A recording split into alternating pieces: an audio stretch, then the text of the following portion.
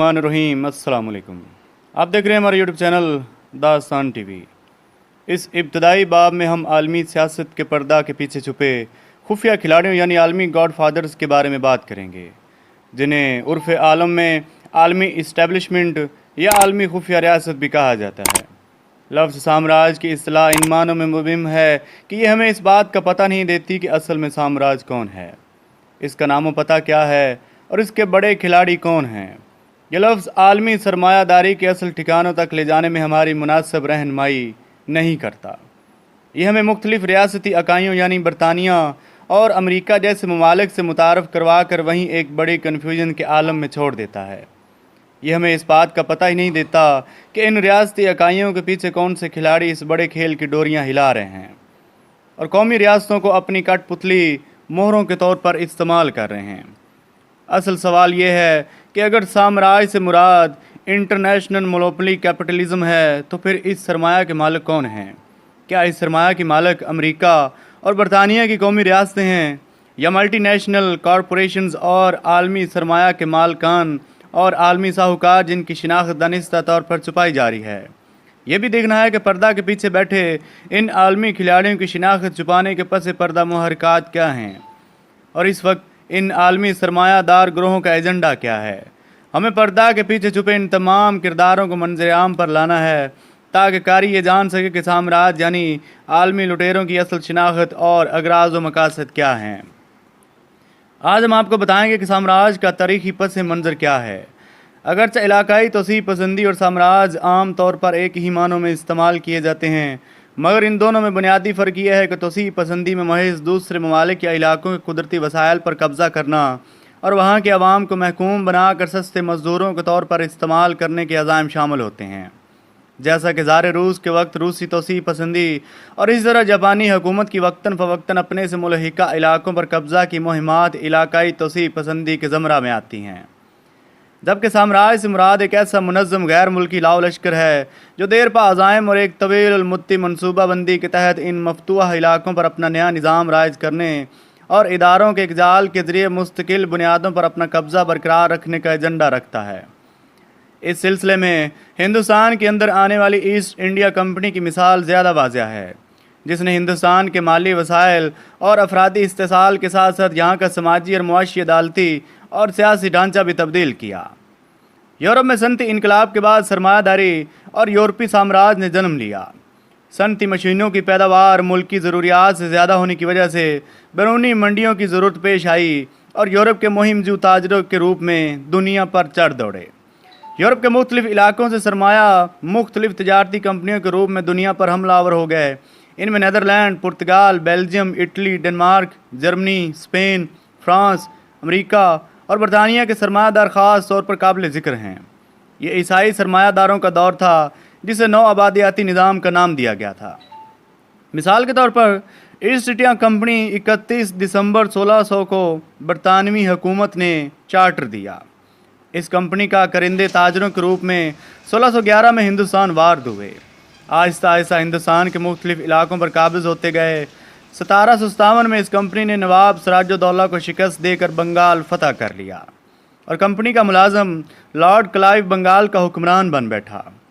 1765 में Lord Clive ने मुग़ल बादशाह आलम को बज़ोर बंदूक मजबूर करके बंगाल के साथ बिहार और उड़ीसा से टैक्स वसूल करने के अख्तियारात भी ईस्ट इंडिया कंपनी के नाम हासिल कर लिए।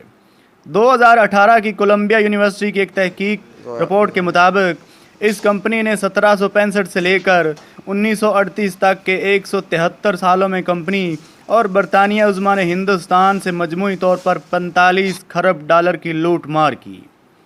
1849 तक यह तजारती कंपनी पूरे हिंदुस्तान पर काबिज़ होगी। 1857 में कंपनी के ख़िलाफ़ एक बड़ी बगावत होगी, जिसके बाद 1858 में बरतानवी हुकूमत ने बराह रास्त हिंदुस्तानी हुकूमत को अपने कब्ज़ा में ले लिया।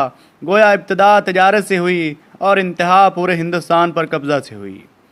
ईस्ट इंडिया कंपनी एक मामूल की प्राइवेट कंपनी थी जिसका हेडक्वार्टर लंदन में 5 खिड़कियों वाले छोटे से कमरे में था और इसके मुलाजमीन की कुल तादाद 250 से ज़्यादा न थी।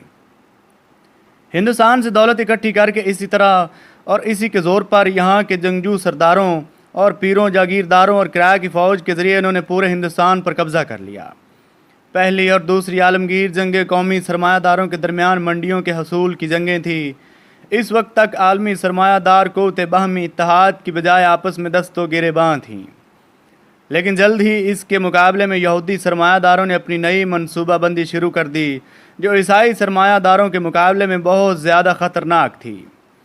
دوسری جنگ عظیم کے بعد دنیا کے سرمایہ داروں نے یہودی سرپرستی کے اندر عالمی اتحاد قائم کر لیا اور سرمایہ داری کو باقاعدہ اداروں کی شکل میں منظم کر دیا۔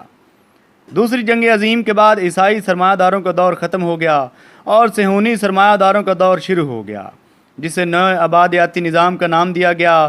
نو آبادیاتی دور مختلف ممالک کے سرمایہ داروں کے درمیان جنگ و جدل کا دور تھا، مگر نئے نو آبادیاتی نظام میں دنیا بھر کے سرمایہ داروں نے ملٹی نیشنلز کمپنی اور بڑے بڑے کارٹلز قائم کر کے ایک عالمی اتحاد قائم کر لیا، اور اس کی سربراہی بڑے سرمایہ دار گروہوں کے قبضہ میں آ گئی، جن میں غالب گروہ یہودی سرمایہ داروں کا تھا۔ گویا نئے نو آبادیاتی نظام کے اندر عالمی سرمایہ داری کی قیادت عیسائی سرمایہ داروں کے ہاتھوں سے نکل کر یہودی سرمایہ داروں کے ہاتھوں میں منتقل ہوگی۔ اس سلسلہ میں دنیا سیاست کے اندر انقلاب فرانس 1799 ایک اہم موڑ کی حیثیت رکھتا ہے، جس نے یورپ بلکہ دنیا کی سیاست کا رخ تبدیل کرنے میں بہت اہم کردار ادا کیا۔ انقلاب فرانس سے پہلے یہودی یورپ کے اندر ایک شودر کا درجہ رکھتے تھے، اسے شہری حقوق حاصل نہیں تھے۔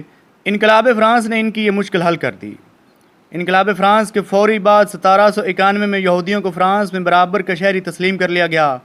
انقلاب فرانس کو مثال بناتے ہوئے اس سے تھوڑے عرصے بعد یہودیوں کو تمام یورپی علاقوں میں برابر کا شہری تسلیم کر لیا گیا۔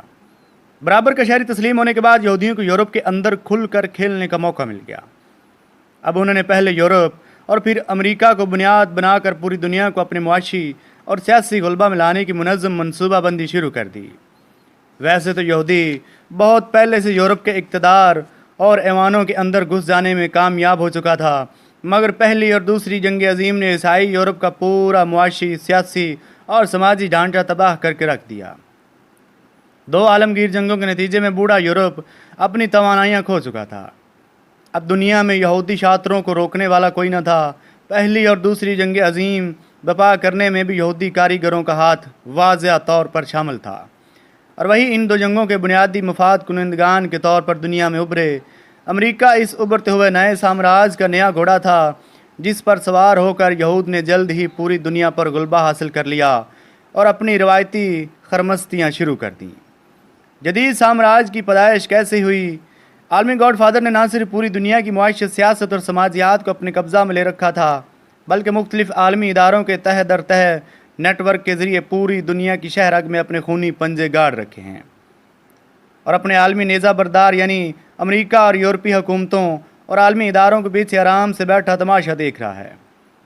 اس نے اپنے عالمی مہروں کو اس انداز میں آگے بڑھایا ہے کہ قومی ریاستوں کی جگہ اب ایک عالمی ریاست وجود میں آ رہی ہے، اور صہیونی لاڈ اس کا بلا شرکت غیر مالک بنتا جا رہا ہے۔ ملٹی نیشنل اور عالمی اداروں کا دباؤ اس حد تک بڑھ چکا ہے کہ بڑے سے بڑے 30 مارخان بھی اس کے سامنے ٹھہرنے کی جسارت نہیں کر پا رہے۔ فیس بک کا مسئلہ اس کی مثال موجود ہے، جس کے عالمی گاڈ فادر کی ہدایات پر عمل نہ کرنے کی پاداش میں ملٹی نیشنل نے فیس بک کے اشتہارات بند کروا دیے۔ اس کے نتیجے میں فیس بک کے مالک زکربرگ کو $27 ملین یومیہ کا نقصان اٹھانا پڑا۔ گاڈ فادر کی ناراضگی کی وجہ سے صرف یہ تھی کہ زکربرگ نے عالمی گاڈ فادر کی خواہش کے مطابق یہودیوں کے خلاف فیس بک پر لگائے جانے والے مواد کو فلٹر کرنے سے انکار کر دیا تھا۔ مارک زکربرگ نے اس کے حکم کی تعمیل سے اس بنا پر معذرت کی کہ لوگوں تک انفارمیشن کی صحیح رسائی ہونی چاہیے۔ گاڈ فادر نے تمام بڑی ملٹی نیشنل کو حکم جاری کر کے اس کے اشتہارات بند کروا دیے۔ عالمی گاڈ فادر کی حکمرانی کی یہ صرف ایک چھوٹی سی مثال ہے۔ مارک زکربرگ دنیا کا 5واں امیر ترین فرد شمار ہوتا ہے۔ اس کے اثاثوں کی مالیت $70 بلین سے زیادہ ہے، لیکن گاڈ فادر کی امپائر کے سامنے اس کی حیثیت ایک پرکاہ سے زیادہ نہیں ہے۔ اب عالمی گاڈ فادر کے بارے میں کچھ ضروری مواد قارئین کی نظر کیا جاتا ہے۔ تاریخ اس بات کی شاہد ہے کہ دوسری جنگ عظیم کے بعد یہودی سرمایہ داروں نے عالمی معیشت پر قبضہ کر لیا، اور اس وقت پوری دنیا کی معیشت اور سیاست پر 8 انتہا پسند یہودی خاندانوں کا قبضہ ہے۔ جن کا سربراہ مشہور زمانہ اسرائیلی ریاست کا خالق روتسائلڈ خاندان ہے۔ روتسائلڈ ایک انتہا پسند یہودی خاندان ہے جس کا بنیادی تعلق جرمنی کے شہر فرینکفرٹ سے تھا۔ بعد ازیں یہ خاندان برطانیہ منتقل ہو گیا۔ اس کے خاندان کے افراد اس وقت یورپ اور امریکہ کے مختلف شہروں میں رہائش پذیر ہیں۔ اس کے نیچے 7 بڑے یہودی خاندان ہیں۔ اس طرح روتسائلڈ خاندان کی سربراہی میں یہ 8 خاندان باہم یکجا ہو کر پوری دنیا پر حکمرانی کر رہے ہیں۔ سرمایہ داری نظام کا سارا فساد انہی 8 خاندانوں کا پیدا کردہ ہے۔ یہ 8 خاندان پوری دنیا کی معیشت پر قابض ہیں اور ان کے نیچے کام کرنے والے عالمی نیٹ ورک کا نام عالمی اسٹیبلشمنٹ ہے۔ دنیا کے بڑے بینکوں نے سونے کے ذخائر، امریکی فیڈرل ریزرو، تیل کمپنیوں، خوراک کے ذخائر، زین پول اور عالمی تجارت پر اجارہ داری کے ایک طویل و عریض اور پر اسرار طریقے سے پھیلائے گئے عالمی جال کے ذریعے یہ 8 خاندان پوری دنیا کے سفید و سیاہ کے مالک بن بیٹھے ہیں۔ دنیا کا سارا مالیاتی نظام، اسلحہ ساز کمپنیاں، کرایہ کی فوجیں اور دیگر تمام کلیدی قسم کی دیو ہیکل ملٹی نیشنل کارپوریشنز انہی 8 خاندانوں کی مالیاتی اور سیاسی حکمت عملی کے تحت کام کر رہی ہیں۔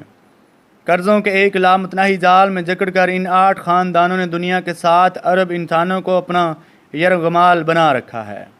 اب یہ 8واں خاندان ایک مشترکہ حکمت عملی کے تحت تمام قومی ریاستوں کو ختم کر کے ایک عالمی ریاست قائم کرنے کے منصوبہ پر عمل پیرا ہیں، جس کی ملکیت انہی 8 یہودی خاندانوں کے پاس ہوگی۔ اس وقت امریکہ کا سارا نظام زر 12 پرائیویٹ بینکوں کے ہاتھ میں ہے۔ یہی 12 پرائیویٹ بینک امریکہ کے فیڈرل ریزرو بینک کے مالک ہیں۔ امریکی کرنسی چھاپنے کا اختیار امریکی حکومت کے پاس نہیں بلکہ فیڈرل ریزرو کے پاس ہے، جس کی ملکیت درج ذیل 12 پرائیویٹ بینکوں کے پاس ہے: federal reserve bank of Boston, federal reserve bank of New York, federal reserve bank of Philadelphia, federal reserve bank of Cleveland, federal reserve bank of recommend اور اس طرح کے بہت سے اور بینک اسی فہرست میں شامل ہیں۔ ان 12 پرائیویٹ بینکوں کی ملکیت دنیا کے 8 بڑے خاندانوں کے پاس ہے۔ امریکی فیڈرل ریزرو پر قابض ان 12 بینکوں کی ملکیت درون خانہ درج ذیل 8 خاندانوں کے پاس ہے، جن میں Rothschild of Paris and London, Warburgs of Hamburg, Lazards of Paris, Israel Moses Seifs of Rome, Lehmans of New York, Kuhn Loebs of New York, Goldman اور اس کے علاوہ راک فیلز اور امریکہ کے۔ اس کے ساتھ جی بی مورگن اور سٹلمین اور اس کے کچھ تھوڑے بہت حصص ہیں، وہ بھی یہودی النسل ہیں۔ تحقیقاتی تجزیہ نگار اس بات پر متفق ہیں کہ جے پی مورگن اور راک فیلر گروپ دراصل روتسائلڈ گروپ کے ہی فرنٹ مین ہیں اور ان کی حیثیت روتسائلڈ کے دلالوں کی سی ہے، اس لیے کہ روتسائلڈ گروپ اپنے آپ کو پردہ داری میں رکھنا چاہتا ہے۔ اوپر دیے گئے ان 8 میں سے 4 خاندان نیو یارک یعنی امریکہ اور دیگر 4 خاندان یورپ کے مختلف ممالک میں آباد ہیں۔ یہ سارے خاندان یہودی النسل ہیں۔